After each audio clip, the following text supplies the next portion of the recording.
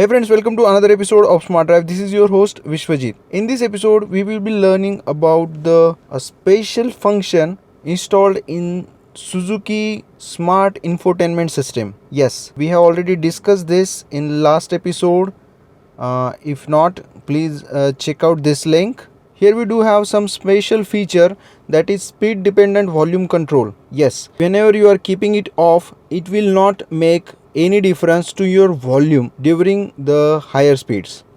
But in case you are choosing either of these levels, it will be very effective during high speeds. Yes, we all know that during the high speeds, the road noises increases a lot with the tire noise, wind noise, as well the highway traffic. So in that case, if you are going for level 3, it will increase the songs or the music system volume in the proportionate level, so you can enjoy the music more effectively even if on the high speeds. So it is highly recommended to try these 3 levels. It is completely dependent on your preferences. If you are going for level 1, it will slightly make any difference. I definitely love level 3 because it gives me a clear music during high speeds as well, and it definitely give a better response.